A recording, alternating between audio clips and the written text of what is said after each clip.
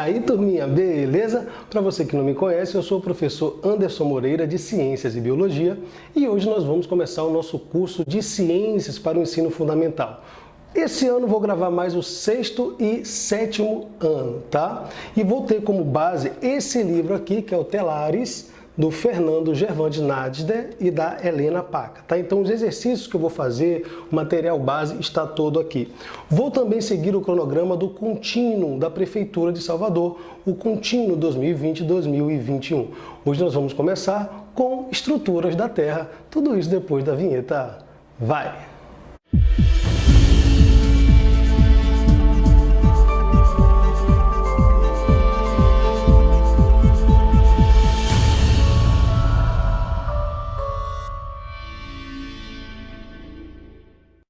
Então, galerinha, na aula de hoje nós vamos estudar as estruturas da Terra. Esse nosso planeta que data de 4,6 bilhões de anos. No início, a Terra era uma bola de fogo, uma bola incandescente, constituída por rochas fundidas, por rochas derretidas. Essa superfície foi trocando o calor com o espaço e deu origem a essa fina camada que recobre a superfície da Terra, que nós chamamos de crosta terrestre. Vamos chegar lá, mas nesse momento eu quero que você olhe aqui essa imagem do nosso planeta. A Terra é uma esfera, é uma bola achatada nos polos. Qual é o tamanho do nosso planeta? O diâmetro polar, que vai de norte a sul, ele tem 12.714 quilômetros. E o diâmetro equatorial, né, que vai de leste a oeste, 12.756 quilômetros. Você fala, Anderson, e o raio da Terra? O que é o raio? O raio é a distância de uma extremidade até o centro da Terra, que vai ter aproximadamente 6.731 quilômetros. Então, esse é o real tamanho do nosso planeta. O que eu vou fazer agora, pessoal? Vou pegar esse planeta e vou cortar ele no meio, para que a gente possa estudar as camadas internas. Então, cortei o planeta e separei em duas partes. De acordo com suas propriedades físicas e químicas, nós temos as camadas da Terra. A mais externa e mais fina é a crosta terrestre, a mais espessa, né? A mais volumosa é o manto, que eu vou separar em parte superior do manto e parte inferior do manto. A parte superior do manto também pode ser chamada de astenosfera.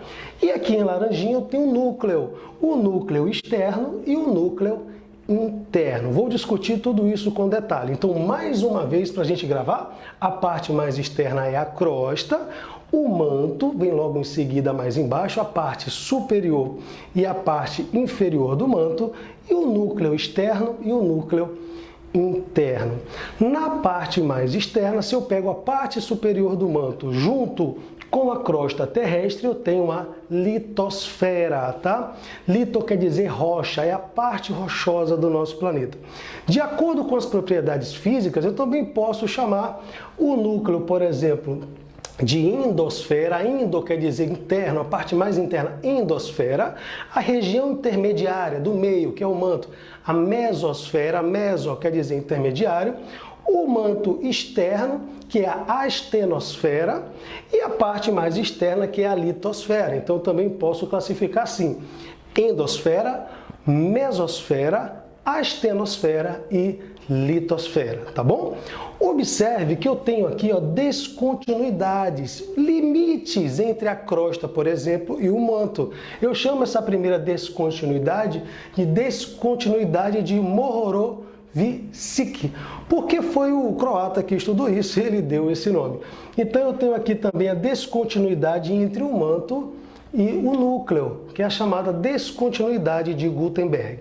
Vamos agora estudar especificamente cada camada dessa aqui, ó. A crosta. A crosta é a camada mais externa, é a camada mais fina, ela vai de 20 a 40 quilômetros. Em alguns lugares pode chegar até 90 quilômetros, mas como regra, a média de espessura da crosta é de 30 quilômetros, tá? Ela é formada por rochas, principalmente silicatos de alumínio, tá?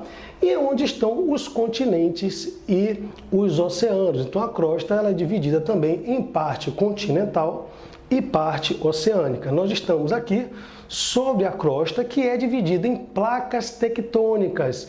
Nós vamos estudar isso quando falarmos de deriva continental, que são essas placas aí surfando sobre o magma, né? Surfando sobre essa parte aí que está logo aqui embaixo, mais plasmática, né? Mais em formato de plasma. Vamos olhar agora o manto. O manto tem uma espessura de 2.900 quilômetros, tá? Ele é formado por magma, que são rochas fundidas, formado principalmente por ferro e magnésio, tá? A composição química.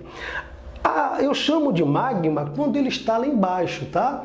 Essas rochas fundidas. Quando elas saem por um vulcão, por exemplo, ou pelo limite de umas placas tectônicas, eu já passo a chamar de lava. Ó, garoto, não é larva, é lava. Diga aí comigo, lava, beleza? A lava é o magma quando ele sai na superfície. Isso aqui, por exemplo, é um vulcão. Aí o vulcão, ó, beleza. Quando está lá embaixo, a rocha fundida é magma. Quando ela extravasa, nós chamamos de lava. Beleza, galera? Tranquilo? E aqui a temperatura vai de 1.000 a 3.000 graus Celsius. Será que é quente? Ave Maria, é muito quente. E aqui estamos agora no núcleo.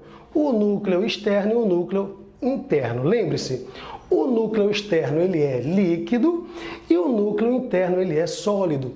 Isso tem uma implicação muito importante, porque o fato de o núcleo externo ser líquido e a Terra estar em rotação, as cargas elétricas criam um campo magnético, o campo magnético da Terra. E esse campo magnético, ele impede, por exemplo, que os ventos solares, as partículas que o Sol manda para a gente, arranque a nossa atmosfera, arranque a camada de gases que está aqui. Então, olha que coisa importante. O núcleo externo, no seu movimento, cria o campo magnético que mantém, que protege a nossa atmosfera. Não é bacana? Essa é a chamada teoria do dínamo, tá? Que fala sobre a criação do campo magnético da Terra. O núcleo é formado essencialmente de níquel e ferro, por isso aparece assim, ó, NiF. O que é NiF? Níquel e ferro. É a composição principal do núcleo, tá? A espessura dele é 3.400 quilômetros e a temperatura pode chegar até 6.000 graus Celsius. Aí você fala, professor, se tem 6.000 graus, como é que a gente consegue saber o que está se passando lá embaixo? Bom, tem algumas formas, né? Primeira é perfurando, mas a gente só conseguiu perfurar 12.000 metros, né? 12 quilômetros, não dá para perfurar muita coisa, até porque a cada vez que a gente desce mais um pouquinho, a temperatura vai aumentando. Então, como é que se faz isso? Se faz inferências através da velocidade das ondas sísmicas. Então, através de sismógrafos, né, de alguns aparelhos, a gente consegue ver a velocidade dessas ondas e descobrir se ali é líquido, se é mais pastoso, se é sólido. Lá no interior da Terra, como a pressão é muito alta, o núcleo interno, por exemplo, ele é sólido. Uma outra coisa que você precisa saber, o núcleo ele é tão quente, como eu acabei de falar, tem 6.000 graus, que ele funciona como um fogão. Como assim? Ele vai esquentando esse magma e gera as correntes de convecção. Então, esse magma ali, ele está em constante movimento, o que vai movimentar as placas tectônicas, tá? Uma outra forma de inferir é através dos materiais que extravasam do interior da Terra, e aí temos o acesso a esse material e dá para saber a composição que está lá no interior da Terra, tá bom? Então é isso, galera, essa foi a nossa primeira aula sobre camadas da Terra. Vou deixar aqui também o link do site, que é o meaprove.com, vou deixar aqui, você vai ter lá exercícios sobre esse assunto e espero que você tenha curtido. Se não é inscrito, se inscreva no canal e até a nossa próxima aula. Valeu!